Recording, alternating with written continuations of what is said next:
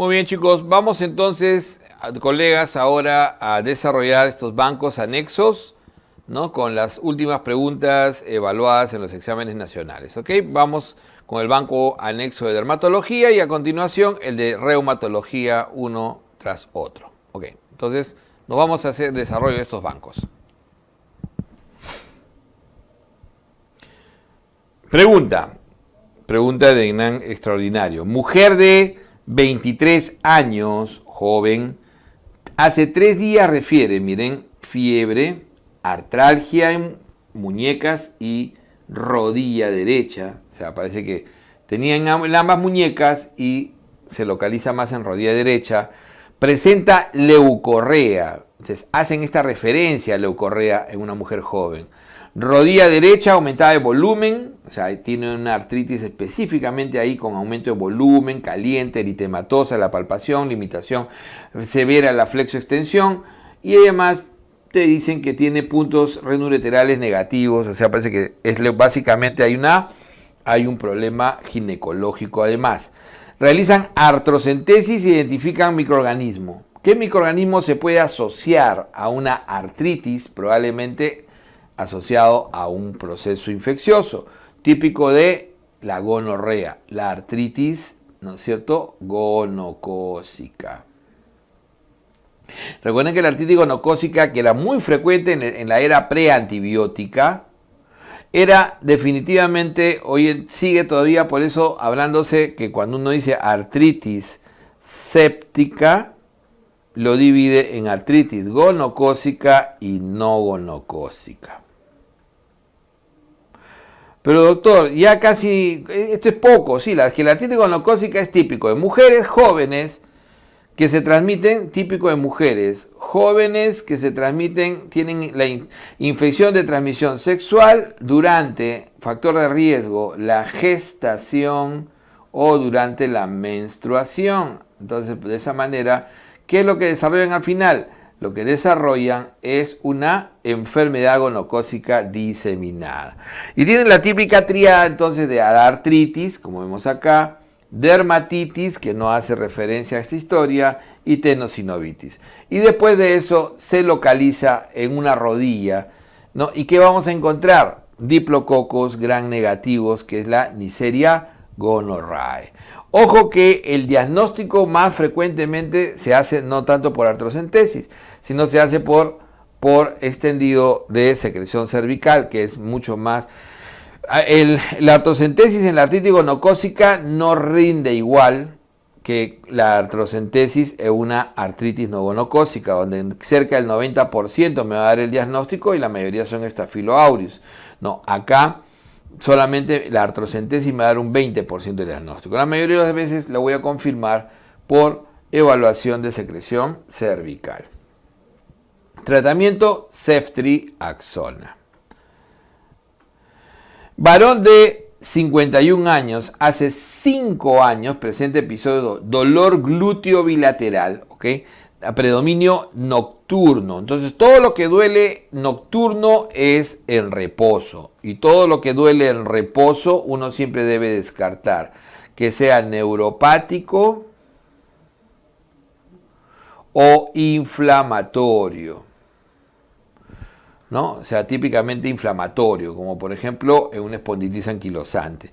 ¿Qué interfiere con el sueño y alivia con la movilización? Con mayor razón, alivio con el movimiento es típicamente inflamatorio. Entonces, ¿qué es lo que falta para que sea un inflamatorio súper típico? Que tenga rigidez matutina. Y con eso ya se cierra y eso es netamente inflamatorio. Test de Schober, que es el test para poder medir la dorsiflexión de la columna lumbosacra, positivo, quiere decir que está limitado. Y ese es un criterio menor de espondilitis anquilosante. PCR aumentado. Recuerden que PCR normalmente es hasta 10, ¿no? Entonces está casi el doble. ¿Cuál es el diagnóstico más probable? Me inclino a pensar por una espondilitis anquilosante, aunque recuerden que hoy en día, si yo hablo de espondilitis anquilosante, el criterio mayor básicamente es radiológico, es la sacroileitis. bilateral generalmente o monolateral grado 3, pero la sacroileitis en el 100% debe estar presente. Cuando no hay sacroileitis como criterio mayor, esa espondilitis anquilosante se convierte en una espondiloartritis sin sacroileitis, que tiene criterios, como por ejemplo el dolor inflamatorio de espalda que tenemos acá, las entesitis clásicas como el dolor en talón, la dactilitis, la uveitis, el antecedente familiar de espondiloartritis, enfermedad inflamatoria intestinal, dolor glúteo como tiene acá el paciente, psoriasis, artritis asimétrica y respuesta a antiinflamatorios también es un criterio, y reactantes elevados. ¿Se dan cuenta? Acá nomás a simple vista ya tiene 3. Esto es una espondiloartritis y todas estas son seronegativas. Nosotros sabemos que las espondiloartropatías seronegativas, los crónicos, típicamente la espondilitis anquilosante y su variante hoy aceptada, ¿no es cierto? La artritis psoriática, esos son los crónicos, y los agudos, sobre todo la artritis reactiva. Agudos. Entonces, espondilitis anquilosante podría haber sido la mejor respuesta, sí, pero también espondiloartritis seronegativa, porque hoy en día se puede catalogar de esa manera. Mujer de 48 años refiere desde hace 9 meses, o sea, ya tiene más tiempo. Acuérdense que la cronicidad clásica del dolor mayor de 3 meses. Dolores musculares generalizados, mayor por las mañanas y no mejora con AINES, Insomnio, o sea, hay trastorno del sueño y falta de apetito, trastorno del apetito. Al examen, dolor de la palpación en región cervical, lumbar, rodillas y codos. Y un laboratorio, un BSG normal, menor de 15, y un PCR menor de 10, normal.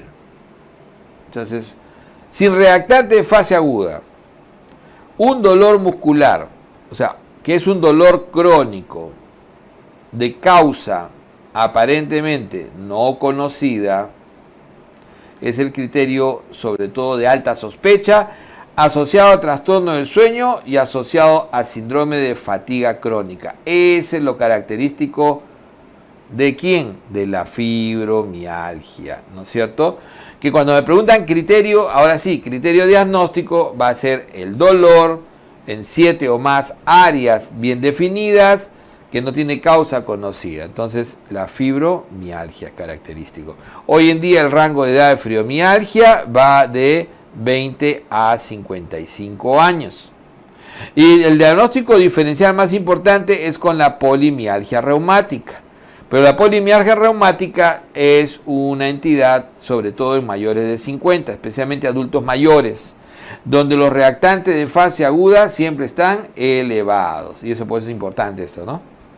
Y donde el dolor, también muscular, generalmente es en cinturas, escapular y pélvica. Eso es lo importante. Varón de 60 años, dice, hace 3 años presenta dolores articulares episódicos, actualmente con un ácido úrico en 8. Recuerden que hasta 5.5 es normal, mayor de 6.8 es de alto riesgo para complicaciones. ¿Cuáles son las complicaciones clásicas? La artritis, que es la gota, y la litiasis, que lo hacen un 10 a 15%. El resto, ácido úrico alto y no pasa nada. Al examen se palpan tofos, y esto ya es importante. Tofos. Entonces, cuando yo tengo una gota, que es este paciente que tiene dolores articulares episódicos, que es lo típico de la gota. Entonces, ¿cuándo debo usar hipouricemiante? Uso hipouricemiante, como el halopurinol, cuando el paciente tiene 2 o más episodios al año. Entonces, eso aparentemente lo tendría. Sobre todo si tiene tofos. Eso, de hecho, lo tiene. O si hay asociado litiasis al cuadro. Entonces tiene indicación de halopurinol, hipouricemiante, que actúa sobre la xantina oxidasa, disminuyendo la producción de ácido úrico. Mujer de 25 años que desde hace 6 meses tiene dolor y tumefacción de pequeñas articulaciones. Entonces tiene dolor y tumefacción de pequeñas articulaciones. ¿Ok? O sea, tiene una poliartritis con tumefacción. Además tiene una poliartritis crónica. Al examen, eritema malar y alopecia. Eritema y alopecia. Tiene derrame pleural. En el laboratorio, anemia. Tiene plaquetopenia. El sedimento tiene glóbulos rojos y cilindros leucocitarios y granulosos. O sea, hay un daño a nivel glomerular. Entonces, es un paciente de 25 años que tiene poliartritis, que es de lo más frecuente en lupus, o sea, lo más precoz generalmente, asociado al rash típico, al eritema malar, la alopecia no cicatricial, que también es un criterio, el derrame pleural, serositis, además de la anemia, que podría ser hemolítica o no, para ver si es hemolítica para darle puntaje, pero tiene plaquetopenia, eso ya le da también puntaje. O sea, de 10 puntos pasa acá. Claro, ¿qué le falta? El ANA, ¿no es cierto? Pero ¿cuál es la sospecha? Más probable, lupus eritematoso, incluso con el compromiso renal. Doctor, ¿por qué no AR? Porque AR no tiene estas manifestaciones en piel, el eritema, la alopecia, tampoco la plaquetopenia es común, salvo, ¿no?, que el paciente haga un cuadro ya crónico. ¿Cuál es el examen que solicita para el diagnóstico de osteoporosis? Según recomendación OMS. Entonces recordemos que la osteoporosis es una disminución de la densidad ósea, que se ve básicamente en un examen que se llama biradiológico, con doble foco radiológico, que se denomina densitometría, y que me va a permitir, ¿no?, hacer una especie de campana de Gauss en la cual yo voy a ver cuando hay disminución de la densidad, ¿no? Hasta -1 es normal. De -1 a -2 de -1, mejor pongámoslo con signo menos, ¿ya? No de menor, sino menos. De -1 a -2.5, eso es osteopenia, ya no es normal. Y menor de -2.5 es osteoporosis. Menor de 3.5, osteoporosis severa. Ok. ¿Cuál de las siguientes enfermedades podría cursar con anemia hemolítica? Entonces, la anemia hemolítica se puede asociar a infecciones, a enfermedades autoinmunes, pero en todos los casos siempre casi siempre está asociado, ¿no?, está asociado a autoinmunidad. Entonces, el hipotiroidismo primario puede ser autoinmune, ¿no? Suele ser la causa más frecuente, la tuberculosis pulmonar no, la insuficiencia cardíaca no, y la enfermedad renal crónica, obviamente, como tal, no. Entonces, esta es la enfermedad más autoinmune que hay. El síndrome antifosfolipídico, que sí se ha relacionado y sí se ve en un 5 a 10% algunos pacientes que hacen diferentes grados de anemia hemolítica. En hipotiroidismo no se ha descrito. El síndrome antifosfolipídico, recuerden que como síndrome antifosfolipídico ya es un proceso nosológico, que no es lo mismo que encontrar anticuerpos anticardiolipina. El síndrome antifosfolipídico es un síndrome clínico donde uno tiene trombosis vascular, que puede ser venosa o arterial, que incluso arterial puede ser un infarto de miocardio, un stroke, venoso puede ser una trombosis venosa profunda, un embolismo pulmonar, ¿ok? O la mujer con morbilidad gestacional incrementada, y todo esto asociado a alguno de estos tres, ¿no? O sea, uno de estos tres. Presencia anticoagulante lúpico o anticardiolipina, IgG o IgM presente, o antibeta 2 glicoproteína 1, IgG o IgM. Recordando que estos anticuerpos van en contra de, ¿no?, son anticuerpos contra la antitrombina 3, proteína C y proteína S. y que estos anticuerpos tienen que corroborarse 12 semanas después. O sea, tiene que haber encontrar positivo una vez y de ahí en 12 semanas volverlo a tomar y debe ser nuevamente positivo. De esa manera se hace el diagnóstico de síndrome linfofosfolípico, que va a ser un paciente que va a requerir una anticoagulación porque es un protrombótico tanto venoso como arterial y que probablemente pueda requerir inmunosupresión para poder controlarse. Pregunta, dice, niña de 5 años, ¿ok? Entonces, ¿cuál es el diagnóstico más probable? A ver, presenta desde hace 2 días dolor, dolor abdominal. Dolor en ambas rodillas y lesiones puntiformes, dolor en rodillas, o sea, tiene dolor articular. Lesiones puntiformes, rojizas, violáceas en extremidades. Hace 10 días presentó proceso respiratorio, el antecedente de proceso respiratorio. Importante.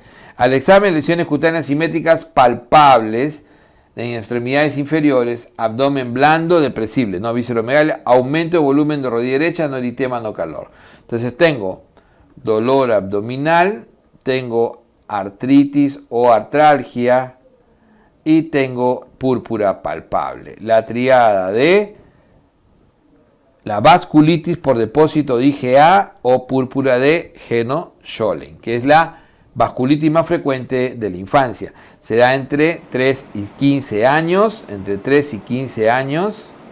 y siempre tiene antecedente clásico de proceso respiratorio previo.